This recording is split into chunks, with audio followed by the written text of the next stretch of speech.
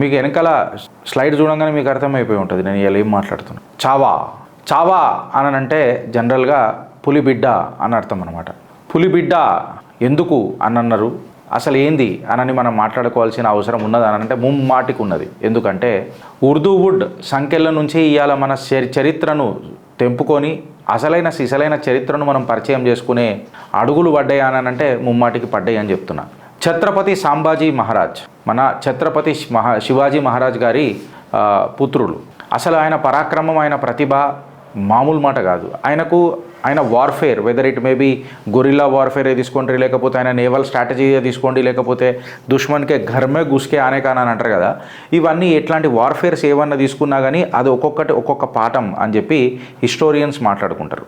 In fact ఈ cinema నిజంగా చెప్పాలనంటే సెక్యులరిజంకి దూరంగా హకీకత్కి చాలా దగ్గరగా సినిమా తీసిండ్రు అని చెప్పి అట్లీస్ట్ ట్రైలర్ అయితే అది చూస్తే నాకు అట్లా అనిపించింది. ఫ్యాక్ట్ ఏందనంటే ఇంకా కొంచెం మనం డీటెయిల్గా పోయి మైన్యూట్ అనాలిసిస్ చేస్తే అట్లీస్ట్ ట్రైలర్ మట్టుకు ఏదైతే సంభాజీ మహారాజ్ ఇట్లా పొర్రుతున్నట్టు అది ఉన్నట్టు ఇట్లా కనిపించిందో, ఇంకొకటి పులిని జబడాలు ఇట్లా పట్టుకొని చీల్చేస్తాడు, ఇట్లా ఇక అంటారుగా పాడది హౌస్కే జబడే అని అంటాం కదా. సో ఆ టైప్లో ఇట్లా ఛత్రపతి సంభాజీ మహారాజ్ సినిమాలా చీల్చేస్తాడు. అయితే ఇలా రెండు కహానీలు ఉంటాయి ఫ్రెండ్స్. ఒకటి ఏందనంటే ఇది స్టోరీ నిజమేనా, ఆయన నిజంగానే సింహాన్ని అట్లా చీల్చేసిండా, లేకపోతే హిస్టోరియన్స్ అట్లా చేసిండ్రా అని అంటే దీనికి రెండు రీజన్స్ ఉంటాయి. ఒకటి ఏందనంటే ఫస్ట్ ఆఫ్ ఆల్ ఆ కంపారిజనే, ఆయన పేరే చావా, ఆ నావల్ పేరు కూడా చావా అని ఉండే, ఏదైతే మొత్తం ఈ స్టోరీని ఎక్కడి నుంచి అయితే తీసుకున్నారో. అయితే అట్లా కంపారిజన్ చేసిండ్రు అని అంటేనే పులిబిడ్డ అని అన్నారు అని అంటేనే ఆ ఇన్స్టింక్ట్స్ పులి లెక్క ఉంటాయి కాబట్టే, పులికి పుట్టినోడే కాబట్టి పులిబిడ్డ అని అన్నారు అనేది ఒక వర్జన్ ఉంటుంది. సెకండ్ వర్జన్ ఏందని అంటే నిజంగానే ఆయన చేసిండా అని అంటే దుష్మన్లను ఆ రకంగా చీల్చిండొచ్చు అని చెప్పి ఇంకొకటి అవుతుంది. బై అండ్ లార్జ్ ఈ ట్రైలర్కి ఇట్లా మీరు చూస్తే నమ పార్వతీపతయే హార హార మహాదేవ్ అని చెప్పి ఛత్రపతి సంభాజీ మహారాజ్ గర్జించి ఒర్లుతున్నట్టు కూడా మనకు కనిపిస్తుంది ఈ సినిమాలో. ఇవన్నీ మనకు నిజంగా చెప్పాలంటే ఒక కొత్త ఉత్సాహాన్ని ఇస్తాయి, కొత్త ఉత్తేజాన్ని ఇస్తాయి. ఇన్ఫ్యాక్ట్ నేను ఇక్కడ ఒకటి పెట్టిన, గిరీష్ ఇది నువ్వు పెట్టింది కరెక్టేనా అని అంటే నేను పెట్టింది కరెక్ట్ కాదు. ఎందుకంటే యాక్చువల్గా ఛత్రపతి శివాజీ మహారాజ్ ఏదైతే కలగన్నాడో అది హైందవ స్వరాజ్, హిందూ స్వరాజ్ అని చెప్పి మాట్లాడతాం. ఈ సినిమాలో మళ్ళీ సెక్యులర్ ఢోంగులు, సెక్యులర్ భావజాలాలు సడన్గా ప్రొడ్యూసర్లకు, డైరెక్టర్లకు ఏమైనా ఇంజెక్షన్ చేసిర్రా, వీళ్ళు కేవలం స్వరాజ్ అని చెప్పి మాట్లాడినరు. కాకపోతే నా పెద్ద పులి మాట్లాడిన మాట హైందవ స్వరాజ్ అని చెప్పి మాట్లాడిండు. మనం కూడా హైందవ స్వరాజ్ అని చెప్పి మాట్లాడడమే కరెక్ట్.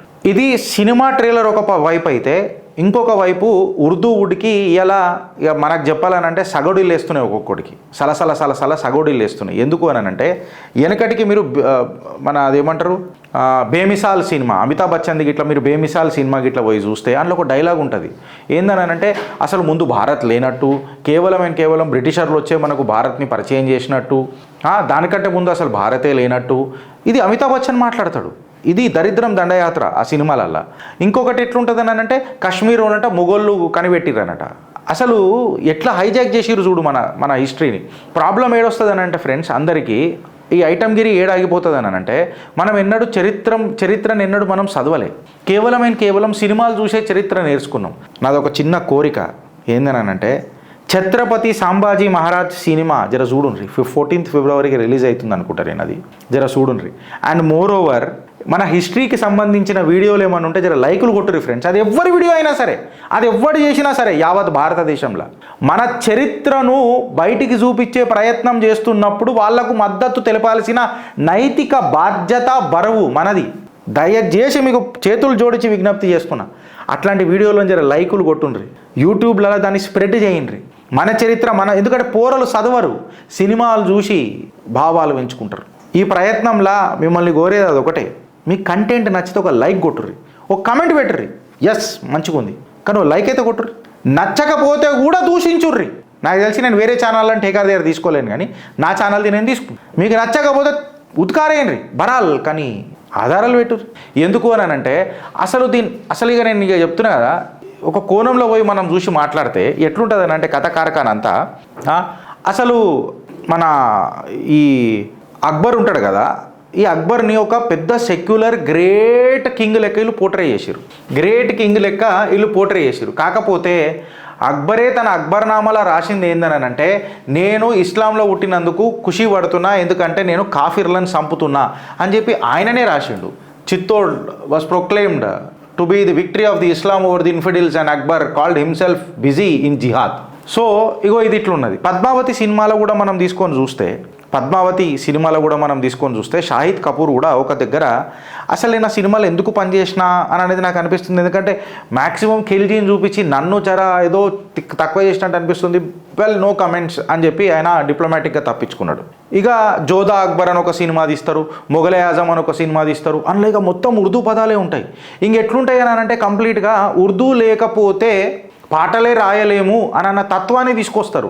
జిస్కి జుబా ఉర్దూ కి తారా, ఏందది హిందీలో పాటలే రాయలేనన్నట్టు. మొహబ్బత్ కి దుకాన్ కేవల్ అగర్ చల్తా హై తో కేవల్ ఉర్దూ సే హీ మన పోయట్రీ అనేది ఒక మిత్ క్రియేట్ చేసిండ్రు. ఇక జోధా అక్బర్, మొఘలే ఆజం, ఇక ఎక్సెట్రా ఇట్లాంటి సినిమాలు, ఇట్లాంటివి హుమాయూన్, ఇట్లాంటి సినిమాలు తీసుకొని వస్తారు.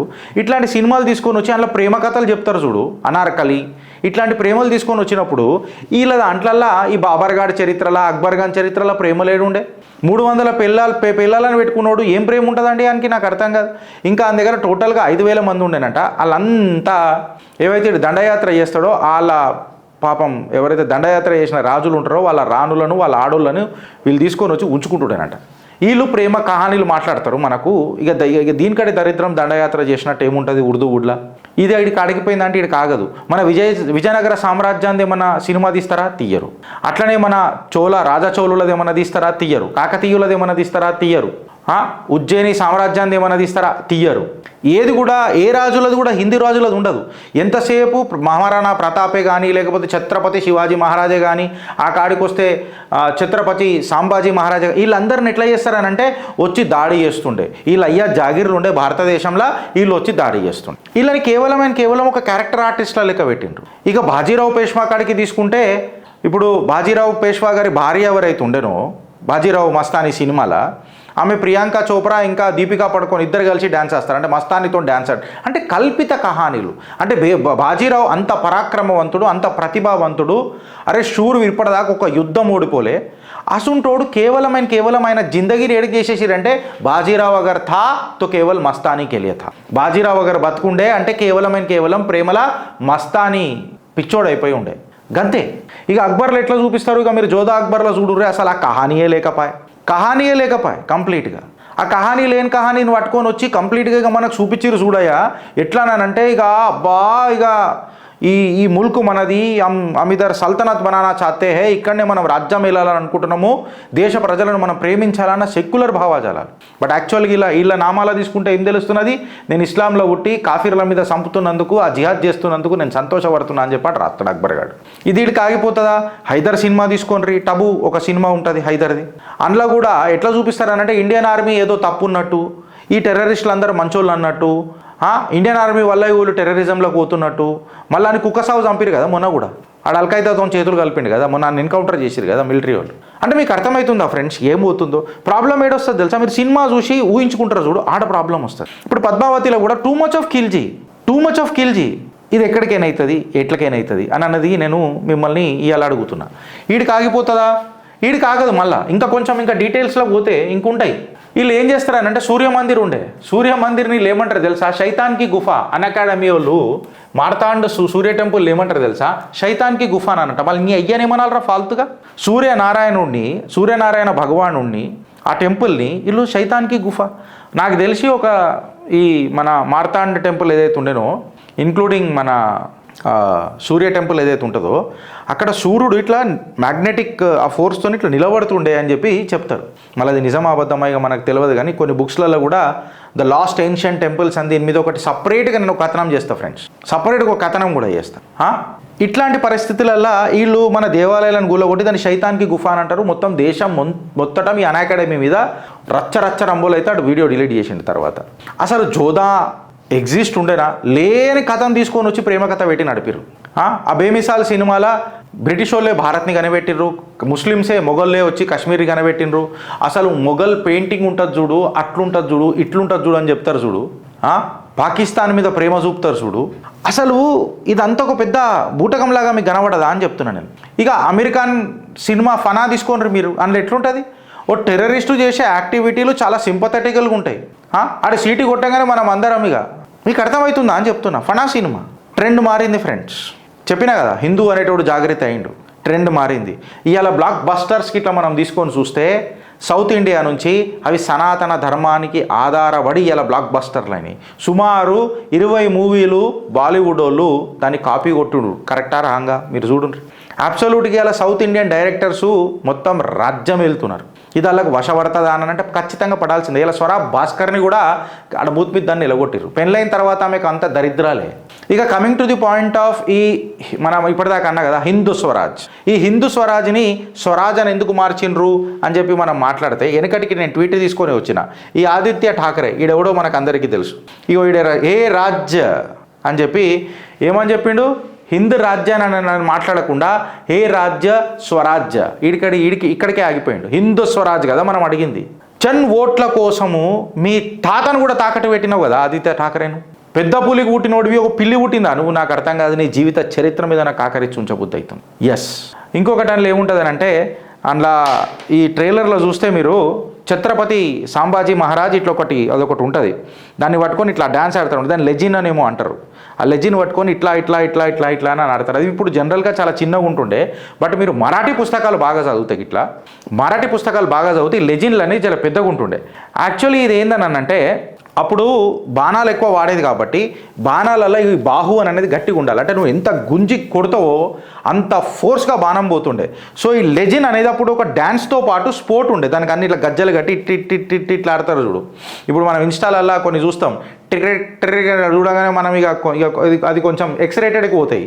ఇక మన పోరలందరూ కాడనే చూస్తారు. కాకపోతే ఈ లెజిన్ అనేది ఒక స్పోర్ట్ లాగా ఉండే. అయితే ఛత్రపతి సాంబాజీ మహారాజ్ ఇట్లా డ్యాన్స్ ఆడుతుండేనా అని అంటే నాకు జనరల్గా డౌటు. ఎందుకనంటే ఆనాడు ఆ కాలంలల్లా ఛత్రపతి సాంబాజీ మహారాజ్ ఎక్సెట్రా ఘరాను ఫ్యామిలీల నుంచి వచ్చిన వాళ్ళు ఇట్లా డ్యాన్స్లు ఆడకపోతుండే. అండ్ మోర్ ఓవర్ నాకు తెలిసి ఛత్రపతి శివాజీ చరిత్ర చదివినోళ్ళలో ఒక పేజీ మేము కూడా చదివినాం కాబట్టి ఛత్రపతి శివాజీ మహారాజ్ కానీ ఆ కాడికి వస్తే ఎస్పెషలీ ఛత్రపతి సాంబాజీ మహారాజ్ ఈ డ్యాన్సులు ఇవన్నీ కోర్టు దర్బార్లలో ఉండే అని చెప్పి ఆయన కౌన్సిల్ ఆఫ్ మినిస్టర్స్కి క్లియర్ కట్గా చెప్పినట్టున్నది. సో ఇక సినిమాల కోసం కొంచెం ఏదో ఇక కళ పెట్టాలి కాబట్టి, పాటలు పెట్టాలి కాబట్టి ఇక అక్కడ మన సాంబాజీ మహారాజ్ గారిని కూడా వీళ్ళు ఆడిపించారు అని అంటే కొంచెం అక్కడ అంటే నేనేమంటున్నా అంటే ఫ్రెండ్స్, హిస్టరీ ఎవరికి చదివే ఓపిక లేదు ఇవాళ రేపు. సినిమాలు ఎట్లా చూపిస్తే మనము సాంబాజీ మహారాజ్ని అట్లనే ఇమాజిన్ చేసుకుంటాం. దుష్మన్కే గర్మే జాకే టెంట్ लगाने वाले में से एक थे हमारे छत्रपति शिवाजी महाराज और उनके बेटे संभाजी महाराज. इनफैक्ट బతుకున్నంగానే 120 యుద్ధాలు కొట్లాడిండు ఫ్రెండ్స్ ఛత్రపతి సాంబాజీ మహారాజ్. ఒక్క యుద్ధం కూడా ఓడిపోలే. ఫస్ట్ యుద్ధము 16 సంవత్సరాలకే మొదలెట్టిండు. అంటే అది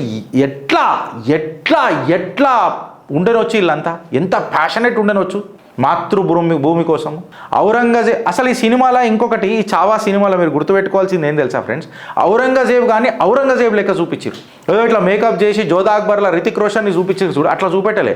ఔరంగజేబ్ గాడు ఎట్లయితే ఉంటాడో నల్లికుట్నోన్ లెక్క, అన్ని నల్లికుట్నోన్ లెక్కనే చూపెట్టిండ్రు. సో February 14th రిలీజ్ అవుతున్న ఈ చావా సినిమా పులి బిడ్డ మన చరిత్ర, ఛత్రపతి సాంబాజీ మహారాజ్ గారి చరిత్ర మనం చూసి తీరాలా. అఫ్కోర్స్ ఇక నెక్స్ట్ ఆ సినిమా ఎట్లుంటుంది, మళ్ళీ ఔరంగజేబ్ ముంగట కళ్ళలో కళ్ళు పెట్టి రే మా పరాక్రమం ఇది వాళ్ళకి చెప్తున్నా.